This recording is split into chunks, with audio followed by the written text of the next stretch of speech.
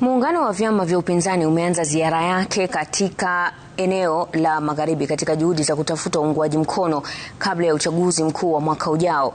Viongozi hao wamewashtumu viongozi wakuu serikalini kutoka eneo la Magharibi wakidai kuwa waliwatumia wananchi kujinufaisha wenyewe.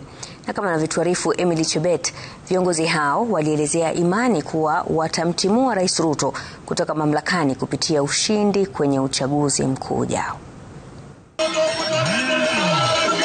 Eneo la Magharibi ndiko walikorindima ngoma ya upinzani, viongozi wa DCP, DAP-K na Wiper wakiweka kambi huko Luanda, kaunti ya Vihiga, ambapo kinara wa DCP Rigathi Gachagua alidai kuwa japo makubaliano kati ya vyama vya UDA, ANC na Ford Kenya yalilenga kuleta maendeleo na manufaa ya kisiasa katika eneo la Magharibi, vinara wa vyama hivyo Musalia Mudavadi na Moses Wetangula wamejinufaisha wenyewe.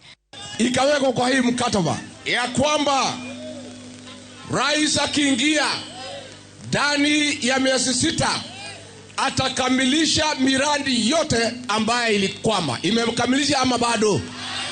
Ni muongo si muongo?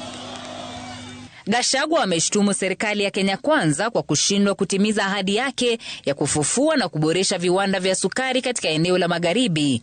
Factory ya Mumias na Nzoia itawekwa equipment mpya. Badala ya kuweka equipment mpya, Kasongo na Wahindi wakanyakua na kununua hizo factoria. Viongozi hao walikashifu uongozi wa Rais Ruto haswa kwa kuwatwika wananchi mzigo wa madeni na gharama ya juu ya maisha. Serikali itakopa 1.1 trillion. Hata nikikwambia mama unifanyie hesabu ya kukopa trillion. Hiyo ni kusema wale watoto hawajasaliwa bado wako kwa matumbo ya mama zao, watakuwa wanarithi deni ambayo haiwezekani. Mimi na Uhuru tukiwa serikali, wamama walikuwa wananunua 50 bob always. Mambo yametoka bottom up, hata hiyo always inapanda ushuru. Hata kwa hii mnakubali kina mama?